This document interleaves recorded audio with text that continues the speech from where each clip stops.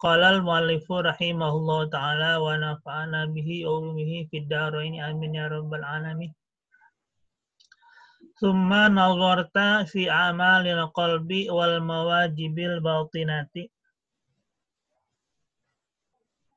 Kemudian engkau akan merenung, engkau akan berpikir fi a'malil qalbi dalam amal-amal hati, perbuatan-perbuatan hati, wal mawajibil batinati,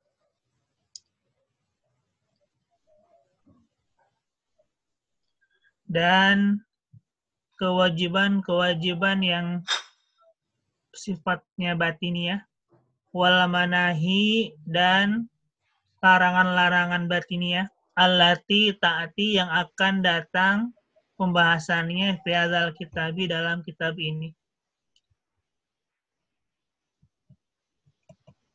Nanti kita akan disuguhi oleh Imam Al-Ghazali pemahaman-pemahaman mengenai amal-amal hati, dilengkapi dengan kewajiban-kewajiban dan larangan-larangannya.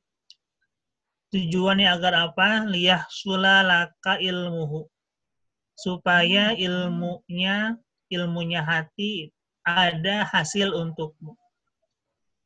Summa ta'rifa, kemudian kamu mengetahui jumlah tama tahtaju ila istimalihi, sejumlah perkara yang kamu butuhkan untuk mengamalkannya.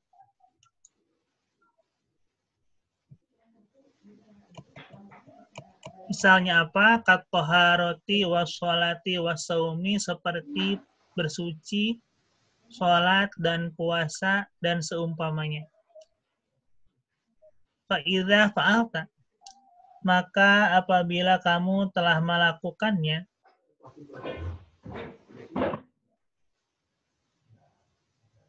faqad addaita, maka sungguh kamu telah menunaikan fardhullahi, apa yang Allah wajibkan, alaika, kepadamu, alladzi ta'abbudaka, yang kamu sembah, bihi, dengan kepada Allah, fi babil ilmi, dalam bab ilmu. Kita menyembah Allah dengan sholat, dengan puasa, diawali bersuci, itu disertai dengan keilmuan. Karena nanti hatinya pun sudah dibekali oleh keilmuan, apa yang wajib, apa yang perlu dihindari, dan akan nanti dijelaskan oleh Al-Ghazali. Walaqad sirta, dan sungguh kamu telah menjadi min ulama'i ummati Muhammadin sallallahu alaihi wasallam, bagian dari ulama-ulama umat Kanjeng Nabi Muhammad sallallahu alaihi wasallam. Harapannya ketika kita sudah memiliki ilmu dan kemudian beribadah disertai ilmunya, maka sungguh kata Imam Ghazali, kita menjadi bagian dari ulamanya umat Kanjeng Rasul sallallahu alaihi wasallam. Ar-rasikhina fil ilmi. Ar-rasikhina ay as-sabitina, yang tetap dalam keilmuannya.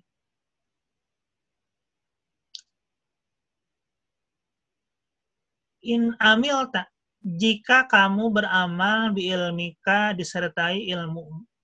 Ba di sini bermakna ma'iyah, bersama. Kita beramal disertai keilmuannya. Wa aqbalta, dan kamu menerima ala imarati ma'adika,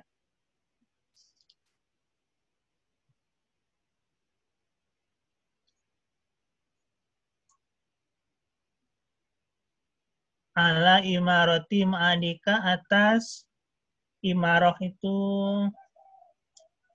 ay akhiratika, ya, atas ta'mir atau tanda untuk persiapan kema'ad, tempat kembali atau akhirat. Kita menghadap, kita siap untuk kembali ke akhirat jika beramal disertai ilmunya. Wa kunta abdan aliman amilan, dan kamu akan menjadi hamba yang alim dan yang amil. Sebagai seorang pengabdi, sebagai seorang yang berilmu, dan sebagai seorang yang beramal. Lillahi, semata-mata lillahi ta'ala. Ala basiratin, disertai dengan basirah, kemantapan ilmu. Goyer jahilin, tanpa kebodohan. Wala muqallidin, dan juga bukan semata-mata muqallid, hanya ikut-ikutan saja, hanya ikut arus. Wala ghafilin, dan juga bukan pula ibadahnya orang yang goplah, yang lupa. Walaka, dan milikmu asyarafu, asyaraful azimu, kemuliaan yang besar. Wal ilmika, dan karena ilmumu, ala qimatul katsiratu tsawabu wasaul jazilu. Dan karena ilmu pula, kamu akan mendapatkan ala qimatul katsiratu, nilai yang tinggi, nilai yang banyak. Wasawabul jazilu, dan pahala yang besar. Al-jazilu ay al-azimu, besar pula. Wa kunta, dan kamu menjadi, dan kamu akan qad qata'ta hadhil aqabata, telah selesai menyelesaikan pada tahap ini, tahap ilmu ya. Wa khallaftaha wara'aka, wa khallaftaha wara'aka, dan hendaklah kamu memeriksa ke belakang ya, atau kembali introspeksi ke belakang mengenai aqobah ilmu ini di belakangmu. Wa qadaita haqqaha, dan kamu memenuhi hak-haknya aqobah ilmu ini. Apakah sudah benar tahap-tahapan kita dalam mengkaji keilmuan? Biiznillah ta'ala, dengan seizin Allah subhanahu wa ta'ala. Selesainya kita dalam menuntut ilmu, dalam memenuhi tahap keilmuan ini sesuai dengan izin Allah subhanahu wa ta'ala. Allahu subhanahu, dan hanya Allah lah yang maha suci, al-mas'ulu, yang merupakan tempat untuk diminta, ayyumiddaka, semoga Allah menolong kita, wa iyana, dan kepadanya dan kepada kita ya, menolongmu dan menolong kita, biusni taufiqihi, dengan sebaik-baik pertolongannya Allah, wa ta'asirihi, dan kemudahan darinya. Karena kita beribadah, kita berilmu, kita menuntut ilmu, kita ngaji, kita menuntut thalabul ma'isyah, bekerja, semata-mata karena taufik dan taisirnya saja dari Allah Subhanahu wa ta'ala. Innahu arhamur rahimina, sungguhnya Allah lah yang maha penyayang dari sebaik-baiknya zat yang maha penyayang. Wala haula wala quwata illa billahil aliyil azim.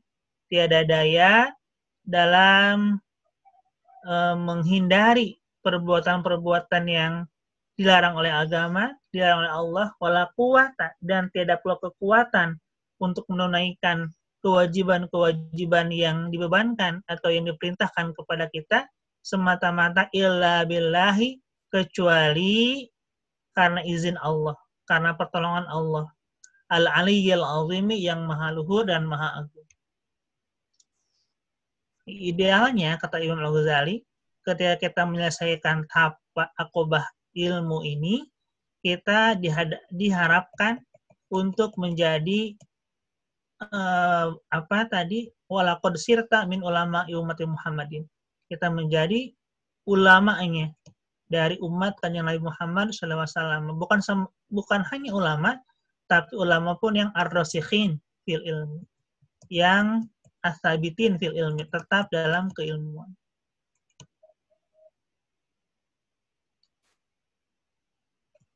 Al-aqobatu tsaniyatu wahi aqobatu taubati. Aqobah yang kedua yaitu aqobah taubat. Setelah tahapan pertama mengenai keilmuan, pembahasan mengenai ilmu, bagaimana derajatnya ilmu, bagaimana pembagiannya ilmu, dan apa yang diharapkan, yang dituju dari pembahasan ilmu tadi. Berikutnya adalah aqobatu taubah. Tahapan untuk menuju seorang hamba yang Minhajul Abidin, tahapan-tahapan menjadi seorang hamba setelah ilmu, kemudian taubat. Summa alaika ya talibal ibadati. Kemudian wajib bagimu ya talibal ibadati. Wahai yang menuntut, wahai yang mencari ibadah. Waffaqakallahu. Semoga Allah memberikan taufik kepadamu litaatihi untuk mentaatinya. Bitaubati. Nah, wajib apa? Wajib taubat. Wadzalika, dan hal tersebut, kenapa kita wajib untuk taubat? Li amro ini karena dua hal. Karena dua perkara. Ada dua alasan utama kenapa kita harus taubat. Ahaduhuma. Yang pertama dari dua hal tersebut, liyah sulalaka taufiqu ta'ati. Supaya hasil bagimu taufiqu ta'ati, pertolongan untuk taat. Ini alasan paling mendasar, alasan pertama yang dikemukakan oleh Imam Al-Ghazali, mengapa kita harus taubat adalah supaya adanya taufik munculnya, atau kita menerima mendapatkan taufik pertolongan untuk taat. Fa inna syu'umal dzunubi, karena sungguhnya dosa-dosa, bekas dosa-dosa, jejak dosa-dosa, yurithul hirmana, itu mewariskan penghalang. Wa yuqibul khidlana, dan mengakibatkan kehinaan-kehinaan. Perbuatan dosa, kehinaan perbuatan dosa akan menyebabkan mewariskan halangan dan kehinaan. Wa inna qaidal dzunubi, dan sungguhnya ikatan dosa-dosa, talinya dosa, yamna'u fil minal masyi ila ta'atillahi azza wa jalla, menghalangi, mencegah itu tali qaidal dzunub dari melangkah untuk taat kepada Allah Subhanahu wa taala. Wal musara'ati ila khidmatihi, dan menyegerakan diri untuk berkhidmah, melayani Allah. Dengan dosa yang masih melekat akan menghalangi jalan untuk taat kepada Allah. Ada jalannya, terhampar, kita tahu jalannya, namun musaroahnya, bersegeranya juga akan terhalang kalau disertai dosa. Ini istilahnya friksi ya, atau halangan-halangan untuk beribadah dan berkhidmah pada Allah. Wa inna thiqala dzunubi, dan sesungguhnya bebannya dosa, yamna'u, menghalangi, itu thiqal, bebannya dosa ini, minal khiffati lil khairati, dari khifah, berbuat menjaga diri lil khairati, untuk kebaikan-kebaikan ya. Tersamarkan untuk kebaikan. Ini seolah-olah kalau dosanya banyak, kalau kita punya beban banyak dalam hal dosa, maka kebaikan yang kita lakukan pun itu akan terhalang. Terutama kebaikan yang sifatnya khifah ya, tersembunyi. Wan nasyati ila taati, dan juga ketekunan untuk taat. Ketekunan untuk taat. Taat mah bisa, salat mah bisa, ngaji mah bisa. Tetapi karena ada beban dosa tadi, tidak nasyat, tidak rajin, susah ya, menggerakkan diri susah. Sini ayat harokatnya surur, kegerakan yang bahagia, kerelaan dalam taat. Wa innal israra ala dzunubi, dan sesungguhnya membiasakan diri dalam berbuat dosa, yusawidul quluba, akan membuat hati hitam, menghitamkan hati-hati. Fatajiduha, maka kamu akan menemukan hati fi zulumatin wa qasawatin, dalam kondisi gelap dan keras. Wala khulusa fiha, dan tiada keikhlasan dalam hati.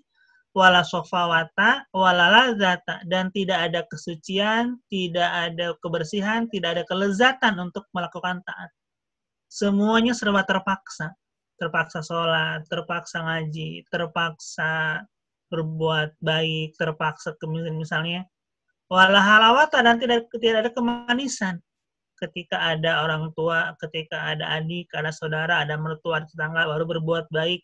Jadi taatnya itu, berbuat baiknya itu tidak memiliki lezat, tidak nikmat karena semuanya demi misalnya prestise, demi kalau zaman medsos demi viral, demi subscriber, demi follower dan sebagainya. Jadi berbuat taatnya itu tidak disertai kelezatan dan rasa halawah, rasa manis, tidak kemanisan.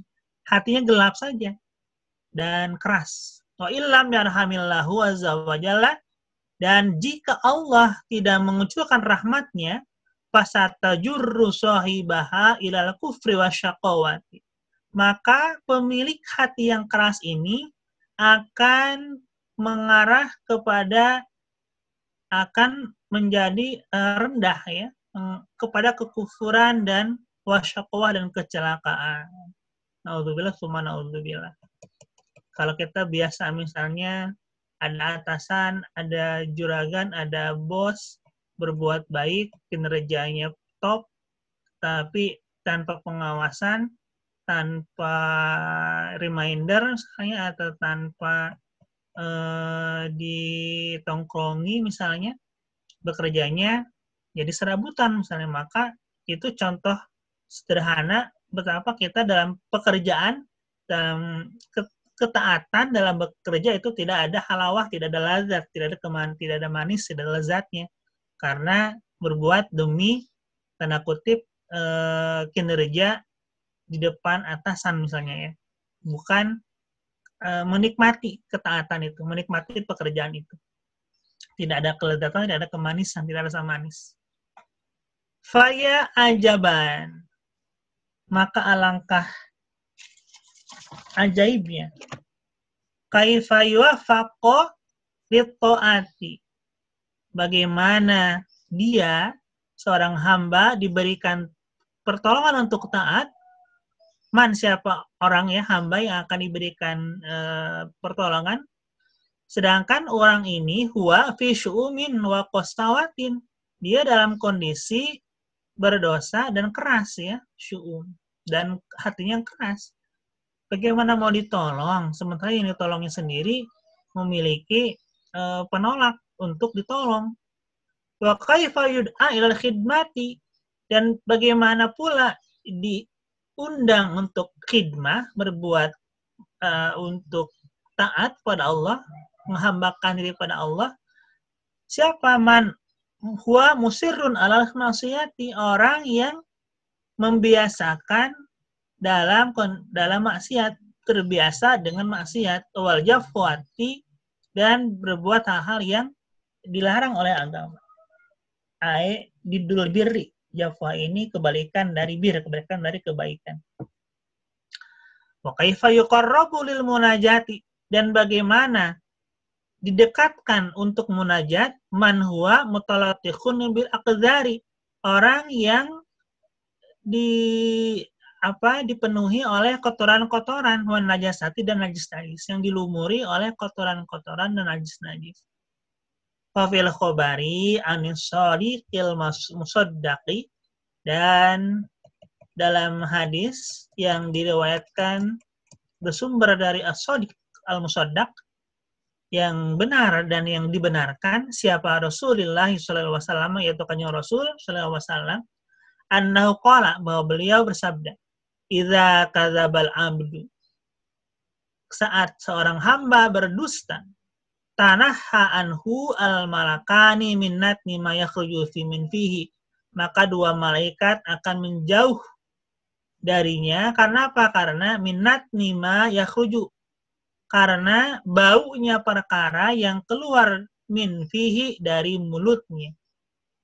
Ini contoh kecil seorang hamba yang berdosa dengan berdusta misalnya, dengan berbuat atau dengan mengatakan yang tidak sesungguhnya, dengan berjanji yang tidak akan dia tepati, dengan amanat yang dia ingkari. Ini contoh kecil yang oleh Imam Ghazali sering misalnya kita lakukan, kadzaba ini, berdusta ini. Maka dosa ini contoh dosa berdusta malaikat pun akan menjauh dari yang tersebut karena baunya yang keluar dari mulutnya. Sehingga bagaimana dia akan mendapatkan rahmat, bagaimana dia akan mendapatkan pertolongan untuk berbuat baik, karena malaikat pun jauh dari. Maka apa yang suluh hadzal lisanu? Maka bagaimana ya suluh hadzal lisanu? Akan baik lisan ini lidzikri Allah azza wa jalla, untuk mengingat Allah azza wa jalla. Dua malaikatnya aja, malaikat pun kabur karena apa yang dia ucapkan dusta. Maka bagaimana dia bisa berzikir jika dia dijauhi oleh malaikat? Fala jaroma la yakadu ya fala jaroma, maka tidak ada dosa la yakadu yang hampir yajidu musirru, seorang yang membiasakan diri akan menemukan alal isyani atau alal isyani dalam kemaksiatan. Taufiqan, tidak hampir, pasti layak kado ini hampir tidak hampir ya. Seorang yang membiasakan diri maksiat ini hampir pasti tidak menemukan taufiqan, pertolongan. Wala takhifu arkanuhu lil ibadati, dan juga tidak mampu membangun atau menghimpun rukun-rukunnya untuk ibadah. Jadi maksudnya bagaimana tubuhnya pun tidak mampu dia gerakkan untuk beribadah. Wa ini tafaqo, walaupun bisa sesuai. Fabi kadin la halawatamahu, dan disertai hati yang tidak ada manisnya dalam merasakan menikmati ibadah, wala sofata, dan tidak ada bersihnya, wa kullu dzalika, dan seluruh hal tersebut. Kenapa demikian? Li syu'umil dzunubi, karena adanya dosa-dosa watar taubati, dan dia pun meninggalkan taubat. Faqad sadaqa, dan sungguh benar, man qala, seorang yang berkata, idza lam taqwa ala qiyamil laili wa syamin nahari fa'lam annaka maqbulun. Idza lam taqwa, apabila seseorang tidak takwa ya ala qiyamil laili, tidak kuat ya. Seorang tidak kuat untuk menjalankan ibadah di malam hari, puasa min hari, dan menjalankan puasa di siang harinya, fa'lam, maka ketahuilah annaka makbulun, bahwa sesungguhnya kamu ini dalam kondisi makbulun, ae muqayyadun, terikat ya, tidak bisa menggerakkan dirinya untuk beribadah. Waqad kabalat ka, apa yang mengikat kita, apa yang mengikatmu, yaitu khoti'atuka, kesalahanmu. Hadhihi, maka inilah kondisi di mana kita tidak mampu menggerakkan diri untuk beribadah. Kalaupun beribadah tidak mampu merasakan manisnya beribadah, hadhihi, karena tidak tobat ya, karena tidak tobat, karena banyak dosa, karena diliputi oleh banyaknya kotoran dalam hati, sehingga hati menjadi gelap, menjadi keras, lalu ibadah pun tidak dijauhi taufik. Kalau dijauhi taufik, kalau dijauhi pertolongan, maka tidak mampu menggerakkan diri untuk beribadah. Kalaupun beribadah, tidak mampu menikmati bagaimana nikmatnya beribadah. Wahani mila amroini, wallahu a'lam bishawab. Mungkin itu dalam bisa saya sampaikan. Jadi ini baru sampai alasan pertama kenapa harus taubat.